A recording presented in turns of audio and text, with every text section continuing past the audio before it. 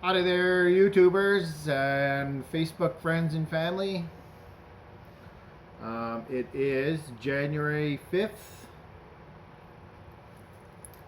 It is quarter to 3 on January 5th of 2020. Happy New Year, everybody. Here we are. This is cigar video number 5. In cigar video number 5, we're going to be I'm going to be talking about coffee, cigars, and a little bit about that, and my personal journey through addiction and my recovery. Um, so first of all, coffee. Um, or cigars. Let's talk about the cigar we're gonna have and what we're pairing it with, and where I got these and stuff. And this is what I wanted to share with you.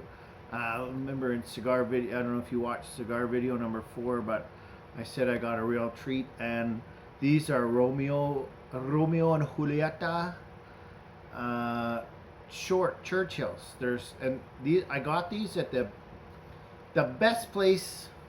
If you can't buy your cigars in Barcelona, Spain, then the next best place, because I don't know what it is with Barcelona's cigar tax laws, but it's actually cheaper to buy. It's cheaper to buy. It's cheaper to buy cigars in Barcelona than it is to buy cigars in Cuba, because even Cuba has a tax on cigars.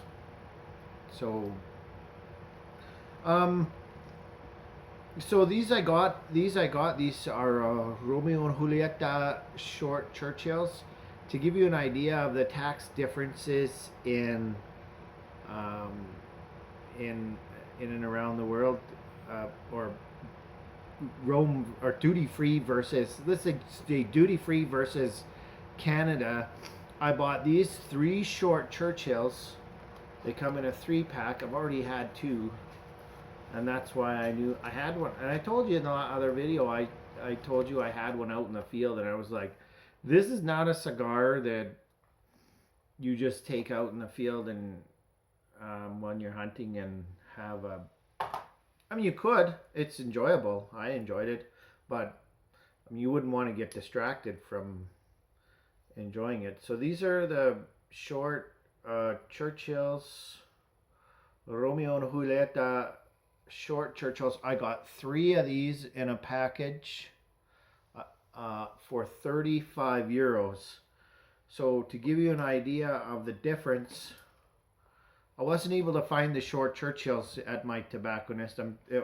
Maybe if I had looked around, I might have been able to find one. But comparatively, this is a regular Churchill. And yes, if you were wondering, like, how is it actually named after Sir Winston Churchill? Yes, it is, because Churchill, this is a Churchill, and Sir Winston Churchill loved to smoke these big long cigars, and I share in a video, in my favorites video, there is a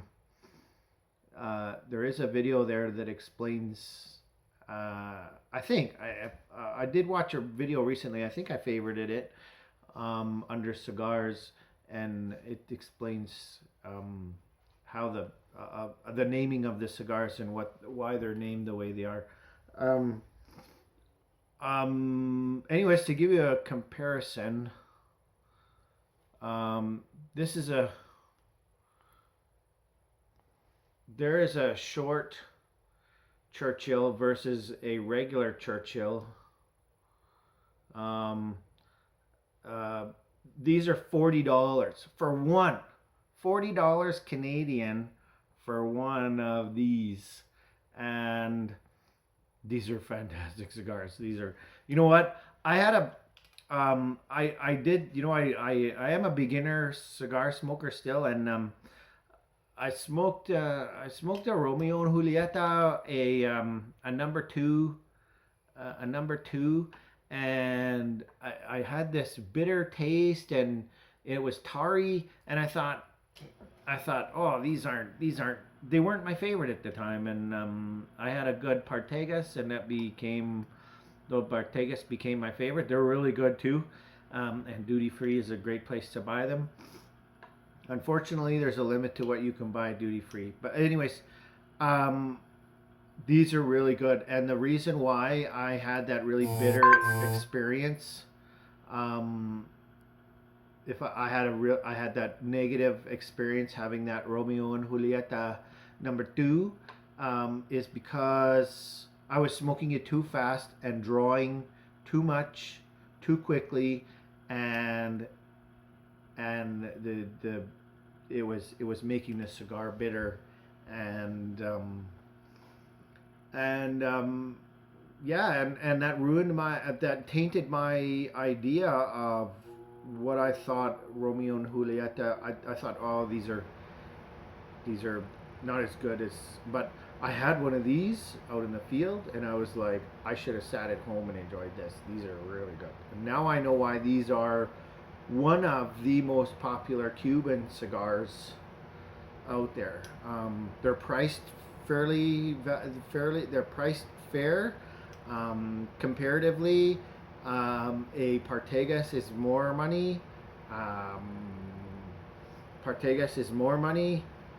Um, Cohibas are way up there, but they're not as expensive as some of the Davidoffs.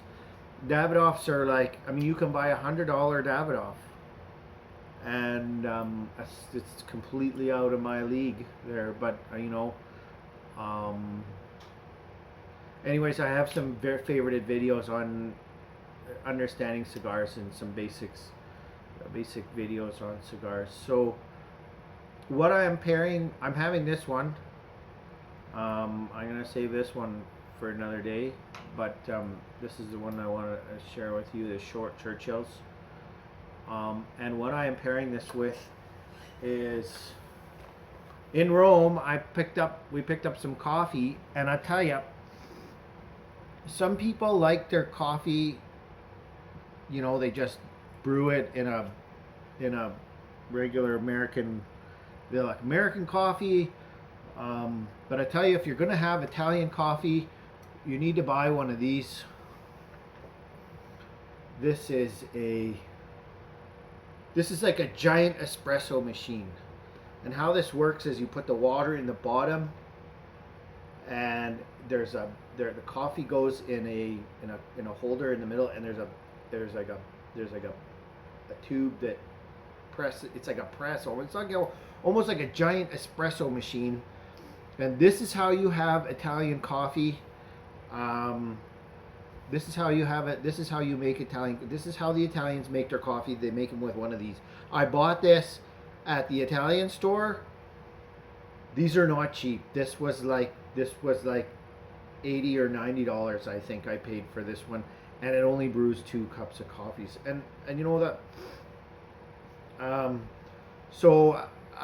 then how it works is it boils the water in the bottom.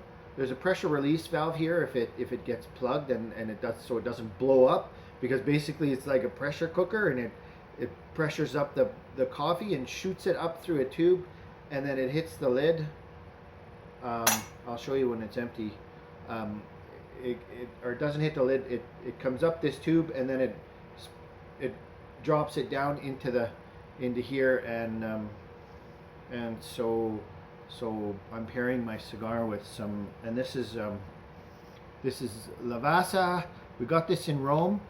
This is how they buy their coffee. It's really, really fine grind. I wish maybe I could have showed you that, but it would. So that is, you see that very well with the reflection. This is a Cremo e Gusto Dolce. And they're right on the picture. It shows that's what they use in Italy to make. That's a really nice one there. That's a really nice one. It's got the wooden handles or the brass handles but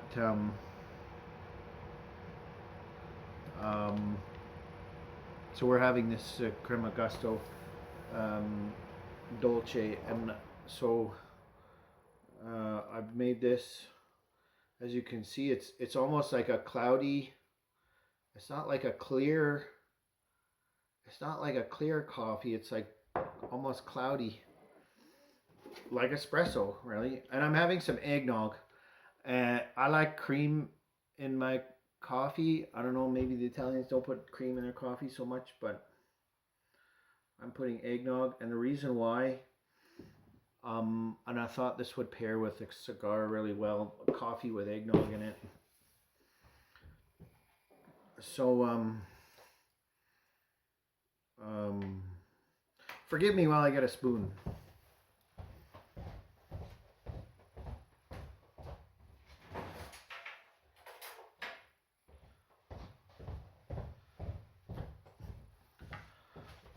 My apologies for the shaky camera. It's sitting there on top of a cardboard box on the table, and I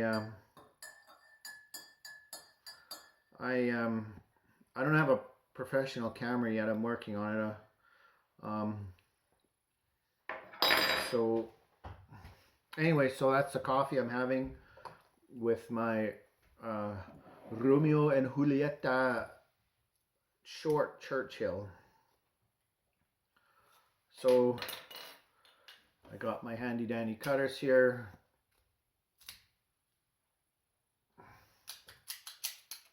See, and you know what, when you're cutting, you only want to take the cap off. There's like a little cap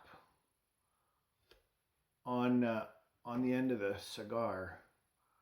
So you only want to see how that. So I learned that so far. I'm learning more. I watch YouTube videos. A lot of YouTube videos are really helpful on, you know, on educating people about cigars. Cigar 101, Cigar Advisor magazine has YouTube videos. How we're gonna light this? We're gonna light this properly. Inside here is a piece of cedar, and we're gonna.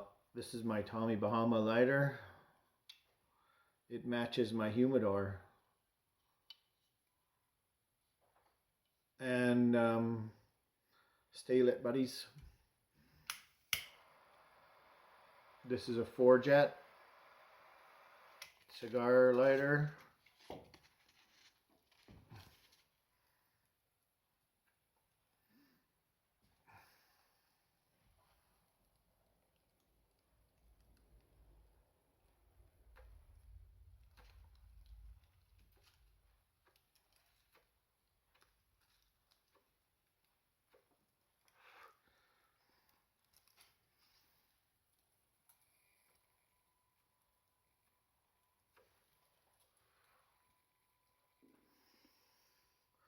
So I don't know if I did that properly. No, it doesn't look lit.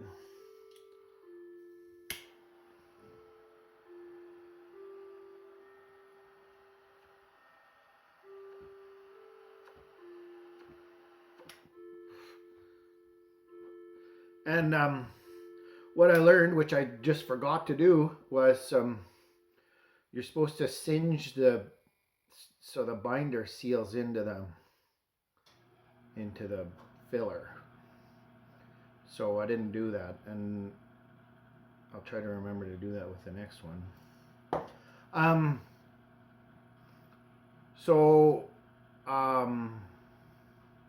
And the band, talking about the band, in the videos that I share, there's it talks about the band off versus the band off guys. So that was another thing I mentioned in another video that I made.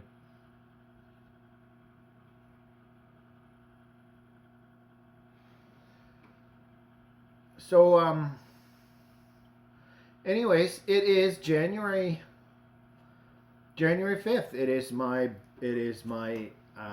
honestly, it is my AA birthday in January 5th. On January 5th of 2015, this is my 5-year AA birthday. I really want to talk about addictions and recoveries and stuff like that. Today is a special day, and that's why I'm celebrating with a. I want to talk about addictions and recovery and my story. It is my, anyways, like I said, it's my 5th year birthday. In AA we call it a birthday, but you have your birthday is and your AA birthday. And on January 5th, and I remember it as clear as day, on January 5th of 2015,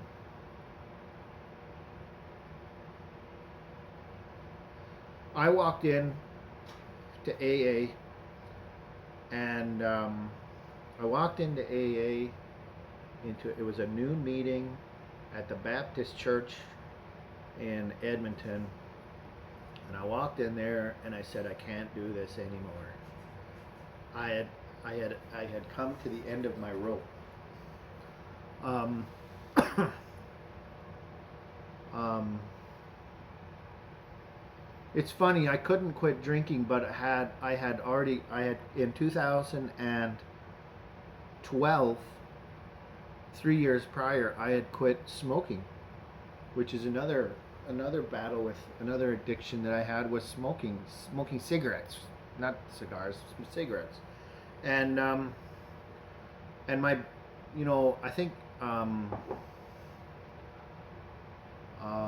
I think when I quit smoking, I actually aggravated my drinking, and it became worse. But how as a child, going back to my childhood, I had always imagined, drinking and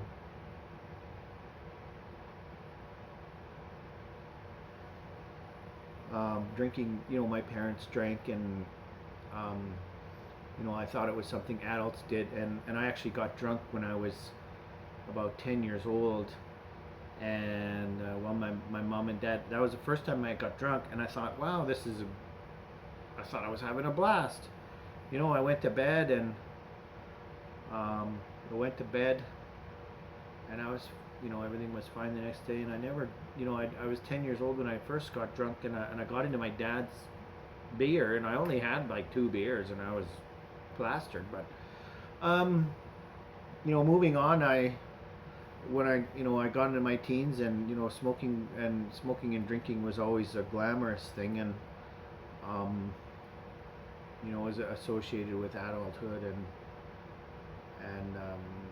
my buddies and I would go out and get drinking, and it was always about getting drunk. It was never about social drinking. I was never a social drinker.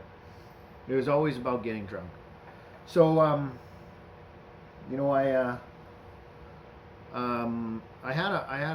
did have a break in my 20s. I met Bill, who was a mentor of me. I'd ended up, I'd end up on the, pretty much homeless. And I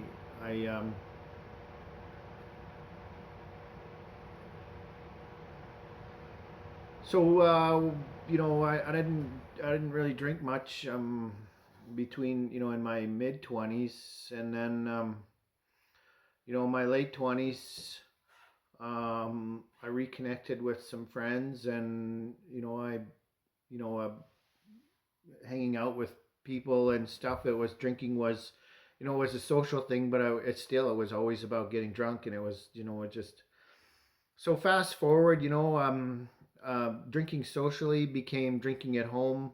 I would have 6 beers a day. They were always the strong beers. They were never, I would get the 6% beer, and it was, and put myself to bed with 6 beers by the end of the night. And, but, I was always drinking, and I was, and, as it progressed, I quit smoking in 2006, quit smoking cigarettes. I quit smoking, and then in the Philippines, this is, cigarette addiction. And then I went to the Philippines, and cigarettes were 50. The reason why I quit was it was too expensive. It was starting in 2006. I thought it was too expensive, and I quit, and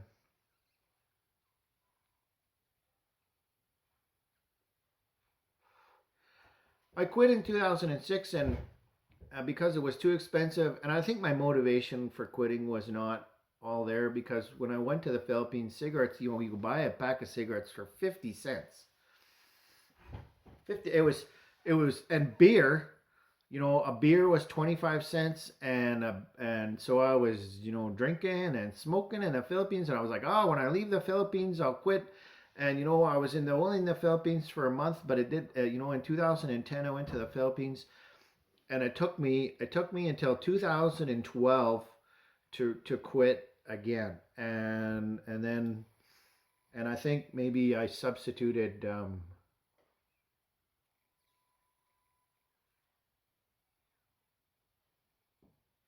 These are really good. I substituted drinking, and my drinking really, I started. But by the time I walked into AA, I was drinking a 2-6 of vodka every night and pounding it and chasing it back with a 6 pack of beer. That would normally kill a person. If I was to do that today, I would probably fall down dead, you know. So I accredit, and you know what? I accredit AA to saving my life. I went to AA. So fast forward here, I went to AA. Um, I went to AA, and I could relate to a lot of people there. I bought the book. I bought the Alcoholics Anonymous book. I read it. I started doing. I got a sponsor. I I I did the steps up until step 4, but you know what? There's under and where what I discovered in AA is I discovered the underlying problems and my excuses for drinking. Um,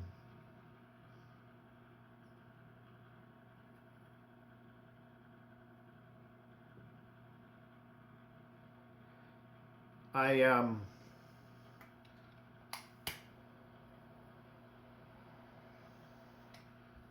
I um, but I there was a the advantage I had in AA was that I was self-employed, and I could oh, that's really good. Holy cow, that's good coffee. Unbelievable. Somebody told me they had coffee in a French press, and they say that's the way to make it. But you know what? If you're not having this coffee in this coffee maker, you don't know what you're missing out on. So AA, yeah. So I did the steps, and I did the 90 meetings in 90 days is what they recommended. I did 90 meetings, and every day I went to a meeting. I read the book. I did the steps, and in that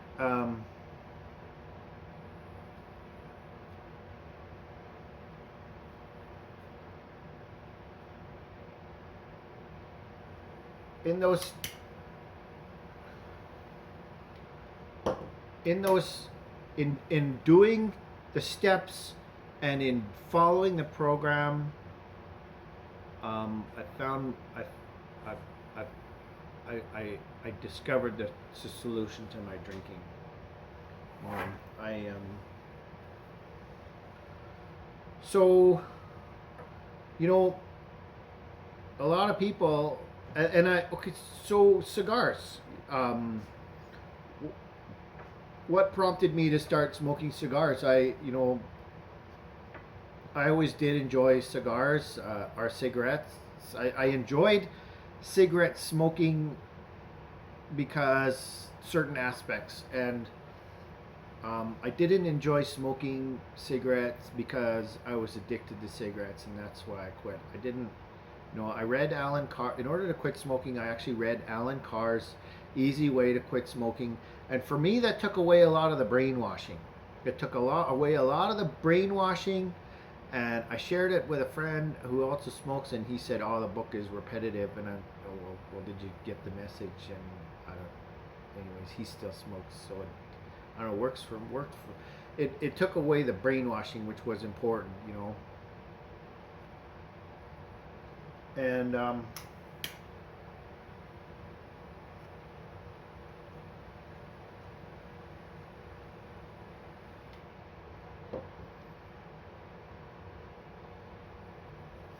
I so so why do if I quit smoking, why do I smoke cigars? You know, I think a lot of people were fearful when I started smoking cigars that I would start smoking cigarettes. And quite frankly, there's a difference.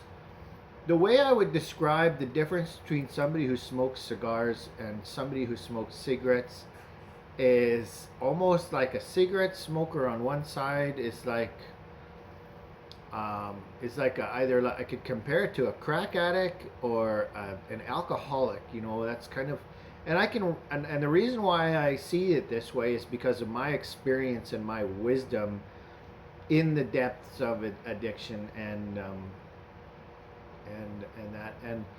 that you don't inhale cigars into your lungs, and when you do inhale or cigarettes into when you inhale them into your cigarettes into your lungs, it's almost like shooting up a needle into your veins. It's like the nicotine is like absorbed in your bloodstream, and it's really really powerful, and it's really hard to to overcome that.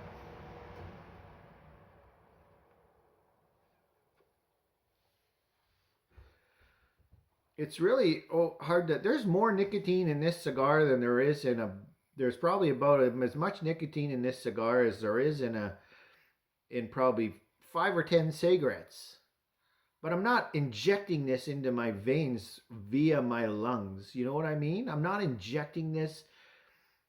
I mean, I don't think, and you know, the whole e-vaping thing. I mean, we got, you know, all these governments trying to ban e-vaping, and they're saying that e-vaping is now even worse than smoking cigarettes.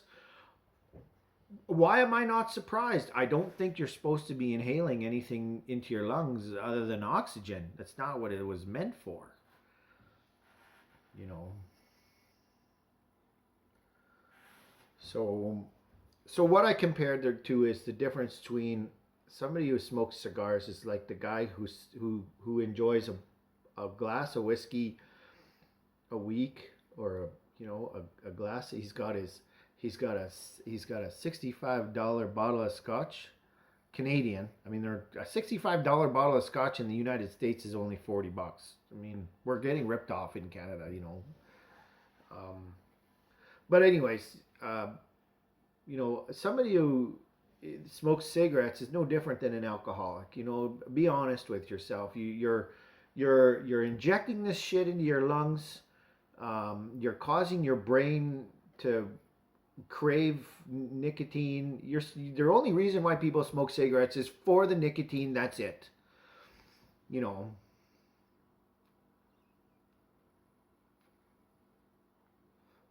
I put this cigarette. I put the cigar in my mouth. The smoke goes in my mouth, and I am absorbing some nicotine. Really, I am absorbing some nicotine, but it's absorbed at such a slow rate.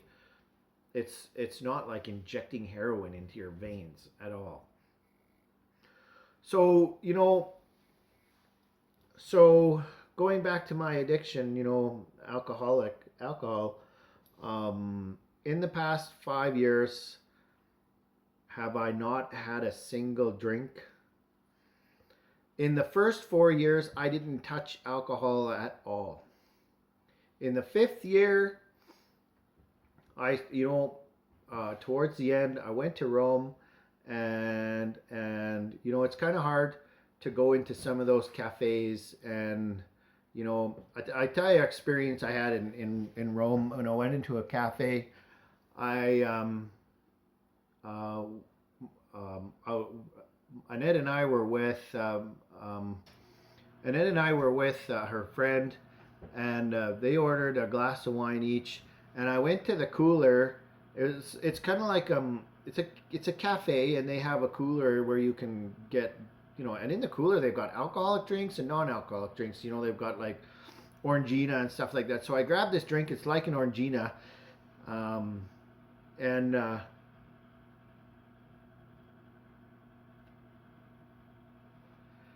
I grabbed this drink. It's like an Orangina. The guy put it in a glass, and he added Aperol to it. And Annette looked at that, and it's like, no, you can't do that. And I said, I'll give it to me. I'll take it, whatever.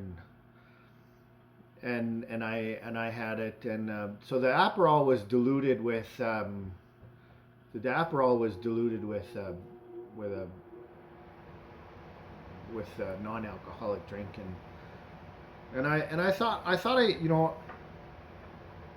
said to him, I said, I'm gonna I'll just have this, and honestly, I didn't get drunk. I wasn't drunk or anything. I didn't. I didn't. To make a long story short, I drank it, and nothing came of it. And so I had a glass of. I had a drink in Rome, and um, and uh, and nothing came of it. I'm not gonna fall off the bandwagon, and it's similar with smoking cigars. I think somewhere along the line I've learned a lesson, um, and it was a painful lesson, an expensive lesson, um, um, being addicted to a substance, and that's I um,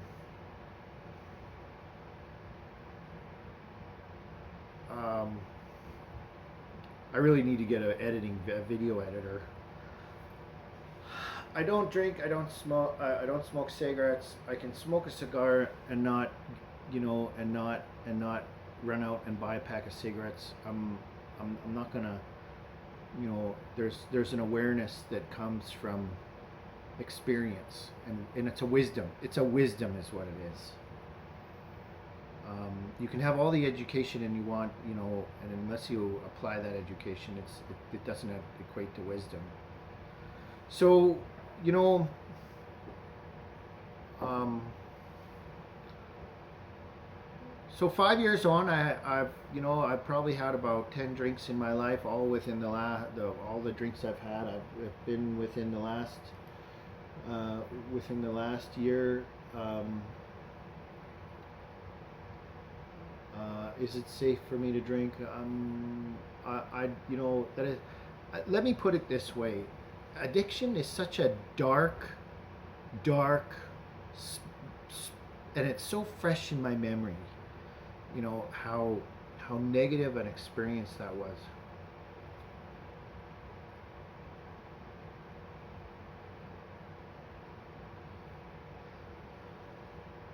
I can't explain. I can't explain. The only thing I could maybe compare it to is, and I can't honestly say this, but somebody who's constantly depressed, they're in a dark state of mind. It's like, it's a very, and I have no I have no ambition to go back to that place. You know, so um, um, it's like it's a very real, very dark, very. I just can't explain it in words how dark and a place addiction is, and I'm glad it's gone. I'm glad it's over. I look forward to many. Um, yeah, when one of the things that helped me overcome addiction was I went to the gym. I got a gym membership and went to the gym, and you know, um, if I had to focus on being productive and take myself away from that, and the farther I got away from it, it really.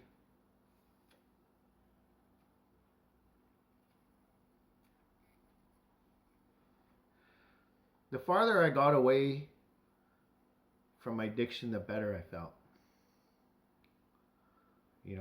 So if you're, if this is day 5 for you, or if it's day 105 or whatever day it is for you, if you're recovering from an addiction, like, kudos to you. If it only gets better from here. You know, I, I I read somewhere that giving up an addiction is like letting go of an old friend. It's kind of like letting go of an old friend. You don't. There's a lot of emotional attachment with that, and um, it's not easy. It's not easy, but with perseverance and and the right help, honestly, AA was a huge help for me overcoming my addiction. And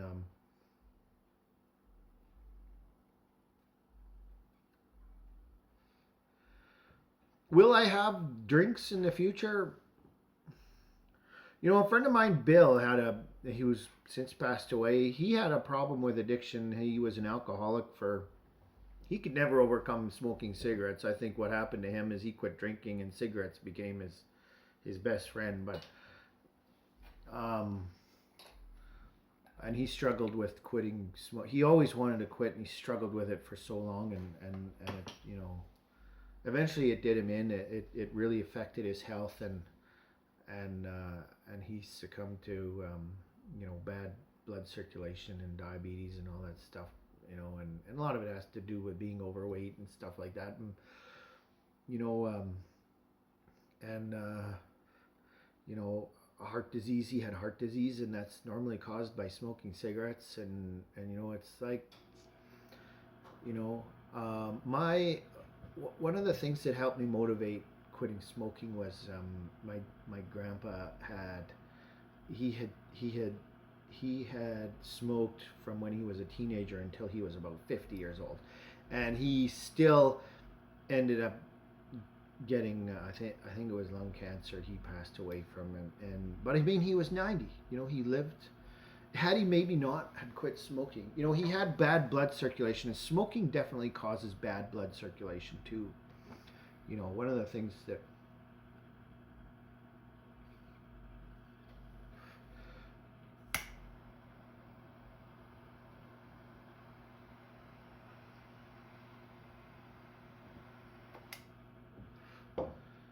One of the things that ailed my grandfather was bad blood circulation, and he ended up, in the last 5 years of his life, he spent getting around on a mobility scooter because he also had a bad hip, but that contributed to that. But he, that was a motivation for me. It was like, well, if I quit smoking, I could probably live as long as my grandpa did. Passed away when he was 89. And then on the other side of my family, my mom's dad passed away when he was 92, something like that. I think 92. So they both, and he never smoked in his life. He said he tried. I asked him about it once. He said he tried it once. He didn't see the point in it, so he never bothered. He said it was silly. And he was just that kind of guy. I so cheers to you. Happy New Year. This is cigar video number 5. I had an idea of what I wanted to talk about. I think I made my point, but if you're new to overcoming your addictions, hey, one of the things I did when I quit drinking is going to the gym, and I will mention this. I was 100 and when I quit drinking, I was 220 pounds, and in as little as in the first 6 months of going to the gym, I lost 20 pounds. So maybe there's an idea for you, and that should be another resolution for me this year, is to maybe, I bought some weights here. I'm going to get back to the gym, so got my own gym here.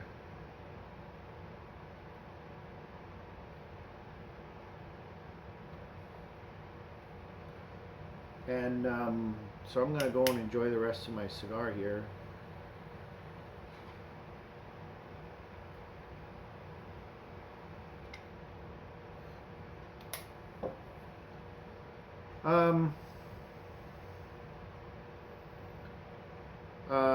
So get yourself some good coffee.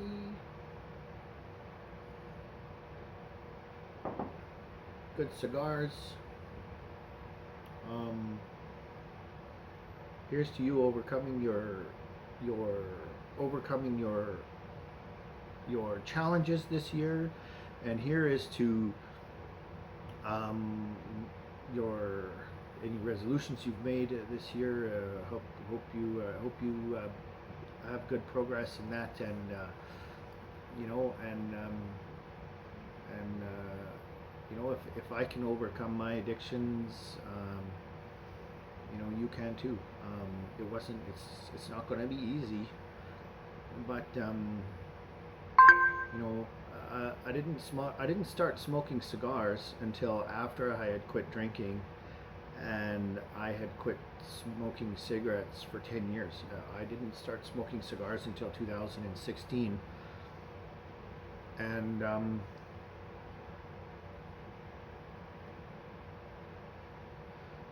what inspired me to smoke cigars, um, Tommy Bahama. Tommy Bahama inspired me to smoke cigars. You know, I saw the, you know, you know, and Cigar Aficionado magazine. You know, you see these popular people on the cover of Cigar. Oh, I forgot. You know who's on the cover of a Cigar Aficionado for November, December? I haven't got my January issue yet, but it's probably in the mail. Arnold Schwarzenegger has been on the cover of Cigar Aficionado magazine for many, many times. I don't know exactly how many, but I've seen him on the cover of Cigar Aficionado in my lifetime probably about 3 times. Um, so, you know, and so here's to your New Year's resolutions. May you be successful and progress. You know, it's never easy. Sometimes it's a dark path, but you know there's light at the end of the tunnel if you can get there. And it is January 5th. My and this is a celebratory cigar, definitely. And Happy New Year, and thanks for watching. I hope you like and subscribe. My I have favorited. I don't know if you looked at my favorite videos in the last. I have started to organize them in categories. So instead of just being listed under favorites, I have now listed my favorites under categories. So if you want to go to my Facebook page and look at my list of categories there, and there's just an area of your interest. So, you know, I like to share videos that I think are inspiring and motivational and productive, and also those videos that are my interests and things like that. And I hope I can share. Hope you find some interest in my interests, and we can, you know, and you know, like and subscribe and comment, and Happy New Year. And here's to your progress and everyone else's. Cheers. Bye for now.